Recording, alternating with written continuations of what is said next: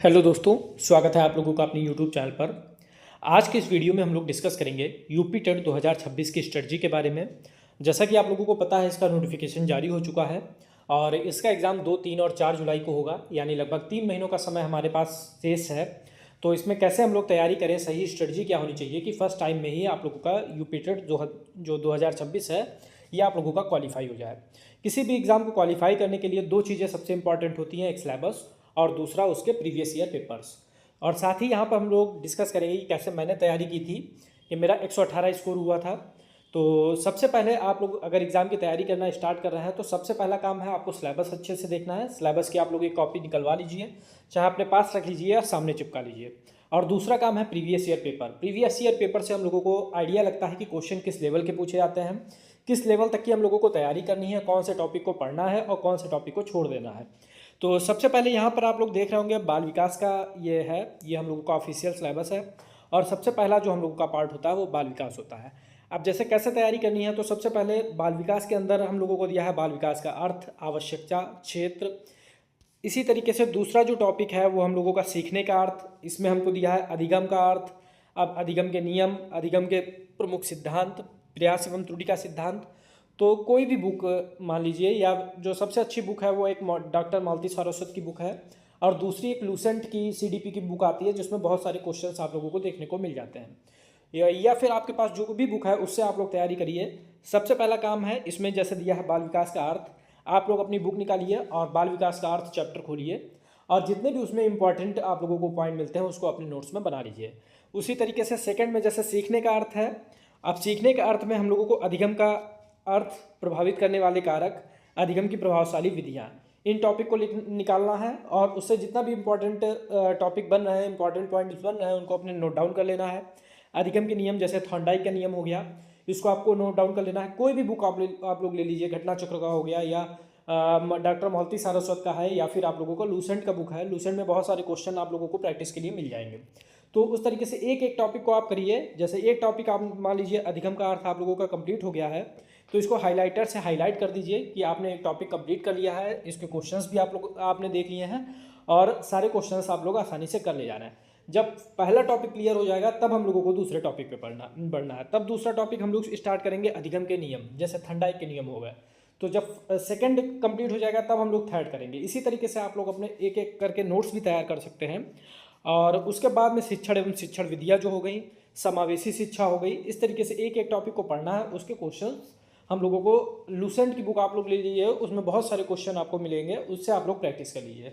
या फिर कोई भी आप लोगों के पास अगर प्रैक्टिस बुक है तो वहाँ से आप लोग प्रैक्टिस कर सकते हैं। सेम इसी तरीके से हम लोग अगर बात करें हिंदी की, तो हिंदी में आदित्य पब्लिकेशन सबसे सही है यूपी टेट के लिए। आसानी से आप लोगों का लगभग 30 में आप लोगों का 30 नंबर का उससे कवर हो जाएगा। जैसे अपठित अनुच्छेद हो गया, तो सबसे आसान तो यही टॉपिक है, इसको आप लोग आसानी से कर लेंगे। तो इसको आप लोग लास्ट के लिए छोड़ दीजिए, क्योंकि ये आसानी से आप लोग एक दिन भी देखेंगे तो आप लोग आसानी से अपठित अनुच्छेद कर लेंगे। अब जैसे हिंदी वर्णमाला है, तो आदित्य पब्लिकेशन में आप लोग स्वर और व्यंजन खोलिए। स्वर और व्यंजन से इंपॉर्टेंट जितने भी नोट्स हैं उनको, जितने भी इंपॉर्टेंट पॉइंट हैं उनको नोट डाउन कर लीजिए। लास्ट में जो क्वेश्चन दिए गए हैं उनको आप लोग एक बार सॉल्व करके देख लीजिए। जब ये कंप्लीट हो जाएगा तब हम लोग आगे वर्डों के मेल, मात्रिक एवं अमात्रिक शब्दों की पहचान, इसको पढ़ेंगे।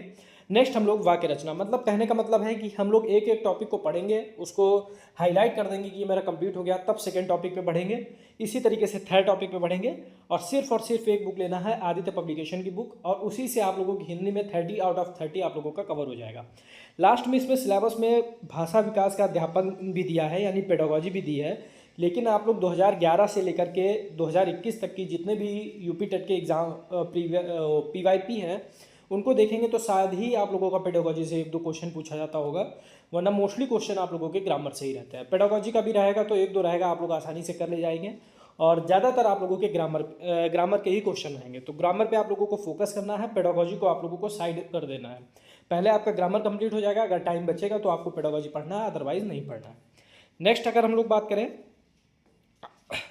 अगला है यहाँ पे भाषा सेकंड। तो भाषा सेकंड में आप लोग संस्कृत ले सकते हैं या फिर आप लोग इंग्लिश ले सकते हैं। तो इंग्लिश के लिए क्या है हम लोगों का यहाँ पर, इंग्लिश में सबसे पहले अनसीन पैसेज है। तो अनसीन पैसेज आप लोग सेम उसी की तरह लास्ट में हम लोगों को पढ़ना है, क्योंकि आसान होता है, एक दिन में हम लोग इसको कवर कर सकते हैं। फिर सेंटेंस है, सेंटेंस के पार्ट हो गए, subject and predicate, kinds of sentence. तो इसके लिए आप लोग दो तरीके कर सकते हैं। एक जो 10th की ग्रामर की बुक होती है उसको आप लोग ले सकते हैं, क्योंकि उसमें आप लोगों को बिल्कुल बेसिक से चीज़ें मिल जाएंगी। अगर आप लोगों का बेस अच्छा है तो आप लोग नीतू मैम की जो प्लिन टू पैरामाउंट है उसको ले सकते हैं।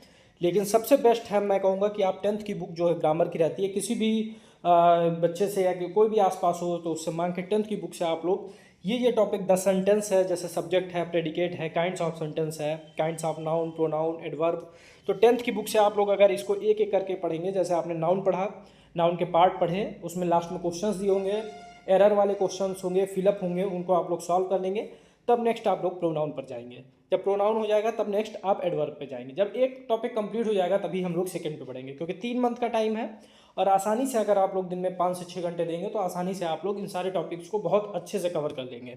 क्योंकि कुछ टॉपिक आपको ऐसे होंगे जो पहले से ही आते होंगे, कुछ आप लोगों को नया पढ़ना होगा। अब नेक्स्ट अगर हम लोग बात करें तो यहाँ पर हम लोगों का आ जाता है ईवीएस। तो ईवीएस का देखते हैं हम लोग यहाँ पे।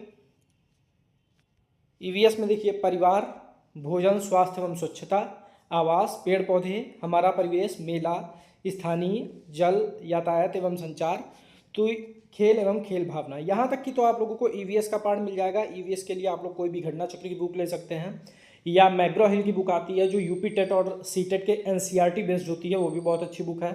इन दोनों में से कोई भी आप लोग बुक ले लीजिए, चाहे आप लोग घटना चक्र की ले लीजिए चाहे मैग्रो हिल की ले लीजिए, और इतने टॉपिक आप लोगों को इसमें बहुत अच्छे से मिल जाएंगे। जल और यातायात भी मिल जाएगा, मतलब स्टार्टिंग में जो ईवीएस का पार्ट है वो आप लोगों को इसमें बहुत अच्छा मिल जाएगा। फिर जो हमारा आता है नेक्स्ट, भारत, नदियाँ, पर्वत, पठार, वन, यातायात, हमारा प्रदेश, संविधान, शासन और ये पर्यावरण की आवश्यकता, इसको आप लोग लूसेंट से पढ़ लीजिए, क्योंकि बहुत ज़्यादा डीप में नहीं पूछा जाता है, ऊपर ऊपर के क्वेश्चन आते हैं।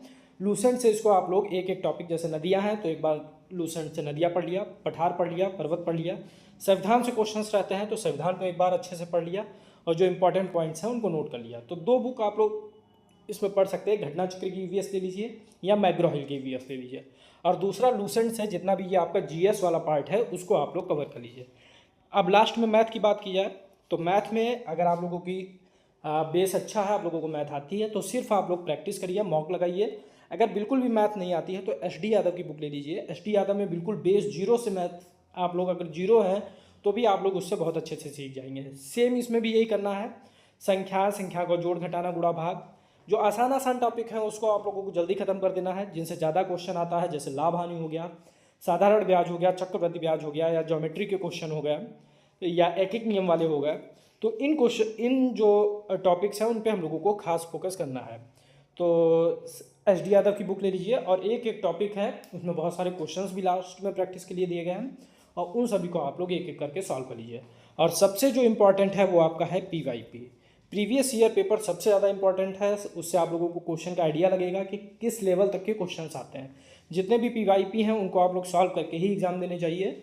और उसके अलावा जितने भी मॉक टेस्ट मिलते हैं, चाहे आप लोग बुक से, अगर बुक से आसानी है तो बुक से दे सकते हैं, अदरवाइज टेक्स्ट बुक से आप लोग उसको परचेज करके दे सकते हैं।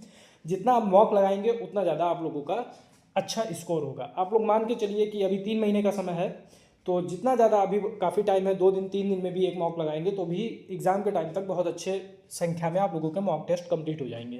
तो ये मान के चलिए जितना आप लोग प्रैक्टिस करेंगे mock test, previous year paper और टॉपिक वाइज एक एक टॉपिक को आप लोग क्लियर करेंगे, आसानी से आपका 110+ स्कोर आसानी से हो जाएगा।